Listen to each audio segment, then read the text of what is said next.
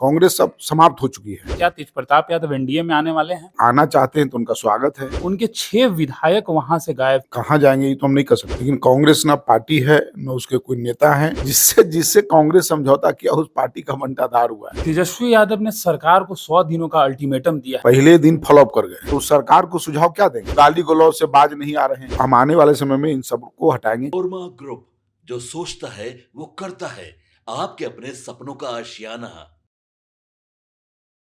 नमस्कार, मैं दीपक, भारत लाइव देख रहे हैं आप। देखिए, हमारे साथ खास बातचीत करने के लिए सहकारिता एवं पर्यावरण विभाग के मंत्री डॉक्टर प्रमेश चंद्रवंशी जी मौजूद हैं। बहुत स्वागत है सर आपका। बहुत बहुत धन्यवाद आपको। देखिए, राजनीतिक गलियारों में सर कई तरीके की चर्चाएं जो है वो तेज हो गई है। लगातार ये चर्चाएं तेज हो गई हैं कि बिहार में खरमास के बाद खेला होना है, लेकिन खेला तो अभी देखने को मिल रहा है। पहले जदयू में एक साथ 12 विकेट गिर गए, लेकिन अब जो है दही चूड़ा का भोज कार्यक्रम रखा गया था कांग्रेस में। उनके 6 विधायक वहां से गायब थे, एक भी विधायक मौजूद नहीं थे। और उसके पहले मीटिंग हुई थी और उस मीटिंग में भी 3 विधायक उनके गायब थे। तो क्या कांग्रेस के विधायक एनडीए में आ रहे हैं? कांग्रेस के विधायक कहाँ जाएंगे ये तो हम नहीं कर सकते हैं, लेकिन कांग्रेस ना पार्टी है न उसके कोई नेता हैं। वो कांग्रेस नेता विहीन पार्टी हो गई है। न उसका कोई सोच है, न उसकी कोई समझ है, न कोई उसका विजन है। ठीक है, तो वैसे पार्टी के जो विधायक हैं, विजन वाले विधायक, तो कोई ना कोई ऐसी पार्टी को पकड़ेंगे ही जिस पार्टी का विजन हो। तो अब कहाँ जाएंगे, क्या करेंगे तो अलग बात है, लेकिन कांग्रेस के पास ना कोई उसके नेता है ना कोई विजन। मैंने बताया कांग्रेस अब समाप्त हो चुकी है। कांग्रेस समाप्त हो चुकी है। कांग्रेस समाप्त हो चुकी है पूरी तरह से। तो जो घर टूट गया तो वो तो बेचारा कहीं ना कहीं असियाना बनाएगा ही ना, आशियाना बनाएगा ही। सर, आरजेडी और महागठबंधन के जो और घटक दल हैं, कांग्रेस आरोप और प्रत्यारोप का भी दौर जारी है कि इनके साथ रह के घाटे का जो सौदा है वो हुआ है। उधर से कांग्रेस की तरफ से कहा जा रहा है कि अगर हम आरजेडी के साथ नहीं रहते तो और सीटें जो है वो जीत सकते थे विधानसभा चुनाव में। तो क्या लगता है कि आने वाले समय में लोकसभा में भी ये बिखर जाएंगे? क्योंकि लगातार इनके ही पार्टी के लोग कह रहे हैं महागठबंधन टूट गई है। कांग्रेस जिसके साथ समझौता किया उस पार्टी का बंटाधार हुआ है।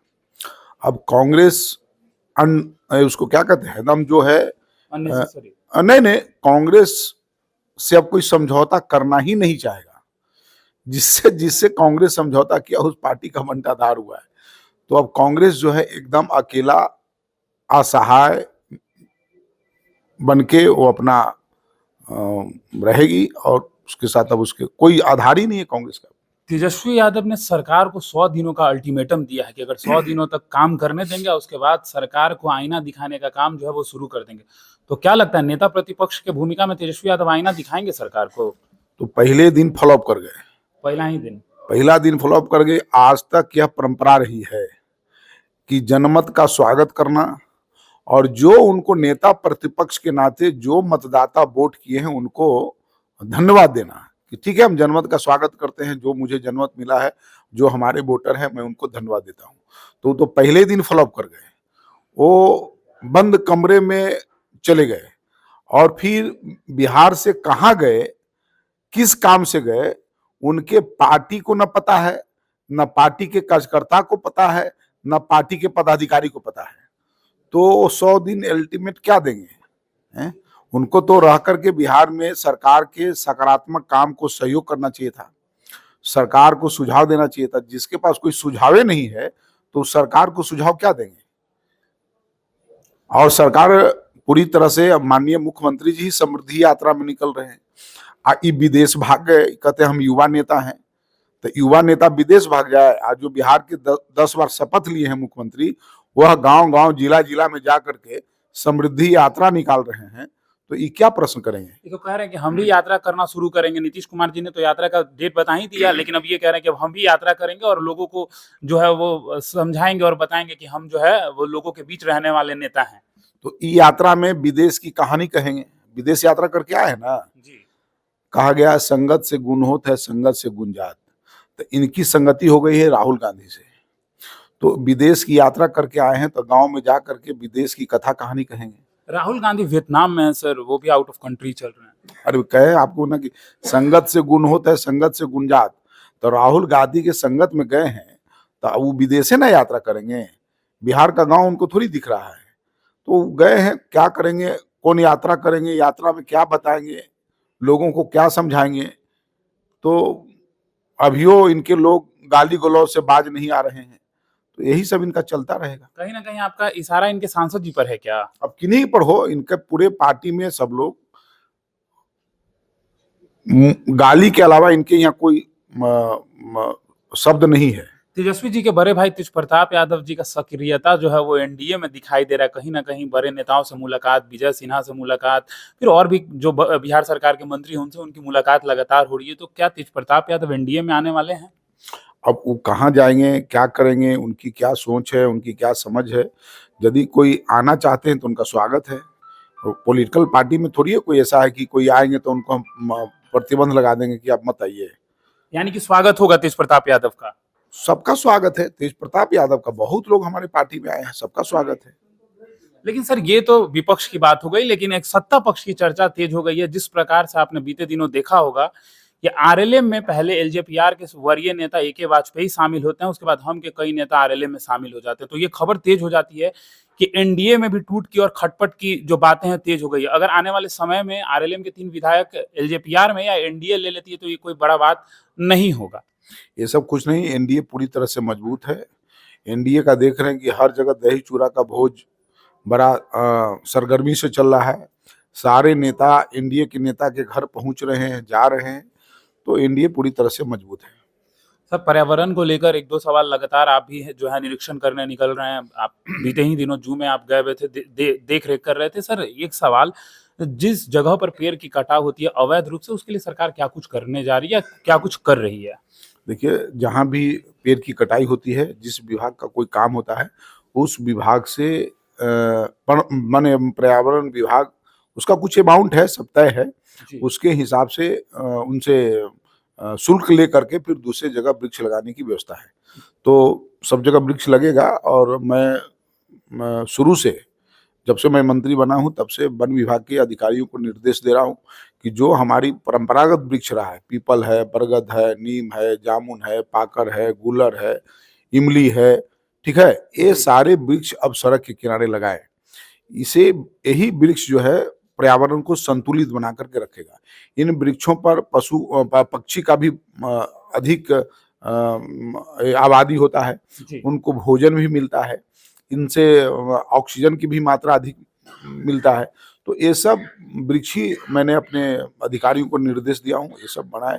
और खास करके पटना से डोभी तक ग्रीन कॉरिडोर, आप देखोगे कुछ दिन पहले हमारे प्रधान सचिव जी का भी आया था कि हम इसको ग्रीन कॉरिडोर, तो मैंने ही कहा है कि इसको ग्रीन कॉरिडोर के रूप में पायलट प्रोजेक्ट के तहत आप इसको लेके चलिए, और फिर आने वाला समय में हम इसको हर जगह एक करेंगे। उसके साथ साथ हम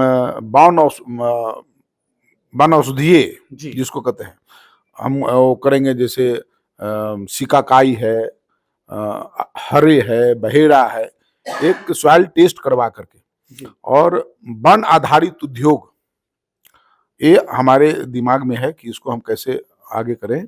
तो वन आधारित उद्योग का भी हम आगे चल के इसको करेंगे। जी, सहकारिता विभाग में और क्या कुछ बदलाव देखने को मिलेगा सर आने वाले समय में? सहकारिता विभाग में आपको मैं बता रहा हूँ कि ज़्यादा खास करके जो छोटे तबके के लोग हैं, वो कोऑपरेटिव के माध्यम से बकरी पालन का, ये हम ज़्यादा इसको महत्व देंगे। और खास करके शहद उत्पादक, इसकी अभी जितना होना चाहिए उतना कम है। फिर डेयरी का, इसकी अधिक से अधिक समितियां बनाएंगे। भेज फेड, सब्जी उत्पादक, इन सबको नीचे तक हम पूरा प्रश्रय देंगे, काम करेंगे। इनके लिए जो बुनियादी सुविधाएं हैं वो उपलब्ध कराएंगे। तो सहकारिता के माध्यम से, जैसे हम दूसरे राज्य की कहते हैं कि वो गुजरात है, महाराष्ट्र है, तो बिहार भी उसी तरह से दिखे। मैं अपने सारे अधिकारियों को कहा कि आप सब लोग फील्ड में भी काम कीजिए और समितियां भी अधिक से अधिक बनाइए। और अभी फैक्स के सदस्यता अभियान चल रहा है जी। तो मैं आपके चैनल के माध्यम से लोगों को कहूंगा कि आप ज्यादा से ज्यादा ऑनलाइन सदस्य बनिए। किसी तरह की कोई त्रुटि है, विभाग उसके लिए खड़ा है, हम सब लोग ये करेंगे। दूसरी बात की, कोऑपरेटिव में बहुत सारे लोग पैक्स में अपने भतीजा के, अपने पत्नी को प्रबंधक बनाए हैं। तो हम आने वाले समय में इन सबको हटाएँगे, क्योंकि बायलॉज में प्रबंधक पैक्स के किसी संगे संबंधी को बनाने का नहीं है। परिवारवाद नहीं चलेगा। परिवारवाद नहीं, संगे संबंधी को नहीं बनाना है, जी। बायलॉज के अंतर्गत है। फिर भी कुछ लोग बनाए हैं, इसको भी हम देखेंगे।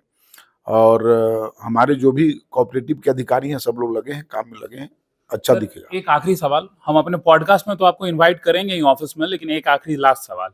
जिस तरीके से आपके करीबी मित्र हैं वो बता रहे थे कि वो दिन था जब आप साइकिल से चला करते थे, आज ये दिन है, एक लाइन में तो कभी भी डिफाइन नहीं होगा ये जीवन, लेकिन ये जो बदलाव है, ये जो बड़ी जिम्मेदारी मिली है, इसको कैसे देखते हैं आप? जैसे पहले हम साइकिल से चल के अपने संगठन की जिम्मेदारी को समझते थे, उसी तरह से पद पर रह करके सरकार की जो जिम्मेदारी है उसको मैं भली-भांति निर्वहन करूँगा। तो देखिए, हमारे साथ खास बातचीत करने के लिए सहकारिता एवं पर्यावरण मंत्री प्रमोद चंद्रवंशी जी थे। क्या कुछ इन्होंने कहा है, क्या कुछ सरकार का आने वाले समय में विजन रहेगा, ये भी आपने सुना है, और क्या कुछ सहकारिता विभाग में बदलाव होगा और पर्यावरण में भी। सब कुछ आपने सुना है, एक-एक करके इन्होंने बताया। फिलहाल इस खबर में इतना ही, बने रहिए भारत लाइव के साथ। धन्यवाद। आपके सपनों को हमने सजाया है, ई होम्स पैनोरामा को हमने बनाया है। ई होम्स मेरा एक सपना था जिस पे मैं पिछले 4 साल से काम कर रहा था। हमने जो बनाया है वो सबने है माना। ई होम्स पैनोरामा में हो आपका भी आशियाना।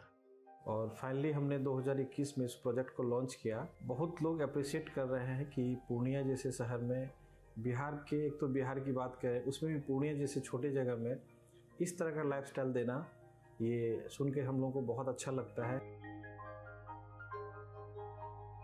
ई होम्स में हमने कुछ और भी किया है, जैसे हम जिस जगह में रह रहे हैं हमारे फैमिली सिक्योर हो, उनको सिक्योरिटी का ध्यान में रखा है। आपकी सुविधा और सुरक्षा आपके लिए खास है, ये आपका विश्वास है। इसमें आर्टिफिशियल इंटेलिजेंस का 7 लेयर सिक्योरिटी का हमने इस्तेमाल किया है। लस ग्रीन कैंपस को बनाया है। यदि हमारा बाउंड्री वाल है तो वो वर्टिकल गार्डन है। ये जितनी भी फैसिलिटी होता है एक इंटरनेशनल टाउनशिप में ई होम्स है, ये हम लोग विश्वास नहीं कर पा रहे हैं। जो भी हमारे मित्र, दोस्त या जो भी हमारे बाहर के बाहर आते हैं तो हम लोगों को बहुत अच्छा सुनने को मिलता है और बहुत अच्छा क्रेडिट मिल रहा है। वो सारा हमने सिर्फ एक बिल्डिंग नहीं बनाया, हमें एक बहुत अच्छा लाइफस्टाइल दिया ई होम्स में, और मेरा एक सपना था जिसको मैं आज फुलफिल होते हुए देख रहा हूँ। ये आपका आवास है। ई होम्स पैनोरामा में अब आपका निवास है। E Homes Panorama, luxurious lifestyle redefined. Panorama Group, जो सोचता है वो करता है। अगर ये वीडियो पसंद आई और वह बिहार के राजनीति और बिहारियत से सरोकार रखेनी तो सब्सक्राइब बटन दबा के चैनल के सब्सक्राइब कर ली। ओजे एगो घंटी बा, ओकरा बटन दबा देला से कुल सटीक और मारक खबर रुआ मुफ्त में मिल जाई। अगर रुआ पत्रकारिता के हमनी के नया प्रयोग में सहयोग कर चाहतानी तो ज्वाइन बटन दबा दी। पेटीएम नंबर नोट कर ली 9386816700।